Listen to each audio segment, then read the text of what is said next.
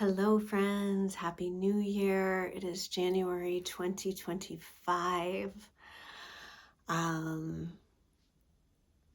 was just reminded by some friends that my 30-year high school reunion will be this year. So, woohoo. I'm also just coming out of COVID. I tested negative today, so glad to be done with that hellscape. Anyway, that's not why we're here.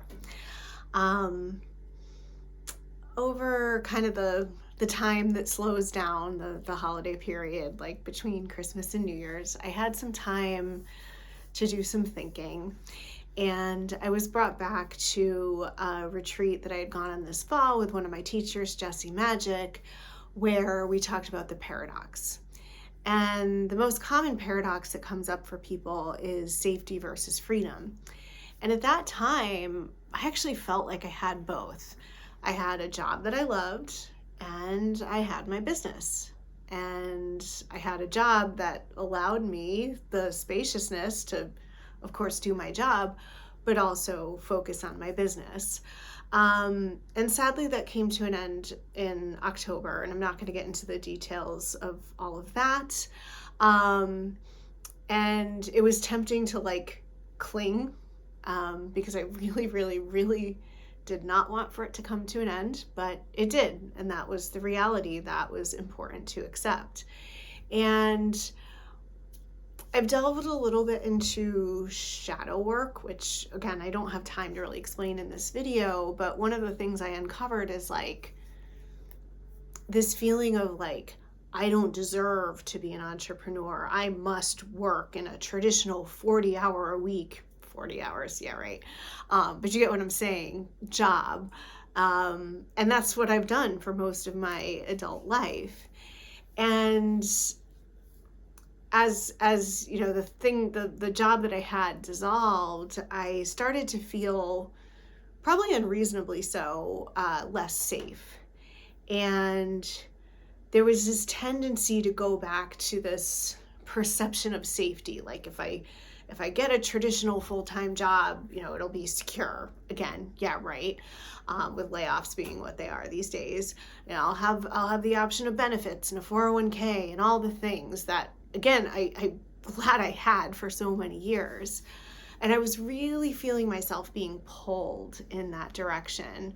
And then something magical happened, and I had the opportunity to step into something that feels a little bit more risky, but also a little bit much more aligned to the work that I want to be doing in this world.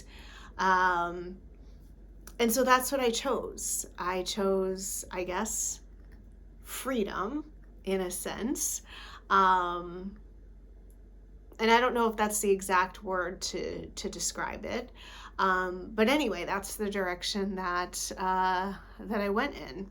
And I had a lot of back and forth because basically I had safety over here, freedom over here, and neither of these are extremes. And I leaned back into my coach training, and one of the principles that we learned is you can't make a mistake, which is such a hard concept to grasp. But ultimately, I made the best choice for me right now in this moment as we begin 2025. And I'm excited about it, and I'm a little scared, what if I don't make enough to pay my bills?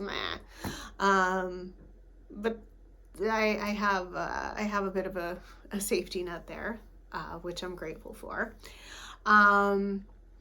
So I'm still pondering, and I'd love feedback on this. How can safety and freedom truly coexist? Because most of us, myself included, feel like it's got to be one or the other. It's got to be this or that. And I know there's a way. It's not easy. But I know there's a way for the two of those things to coexist. So if you'd like to talk about this, hit me up on my website, jenjortnercassidy.com. There will also be a blog post coming out to accompany this video where you can dive more into what I'm thinking in this area. So that's all for now. Thanks for listening.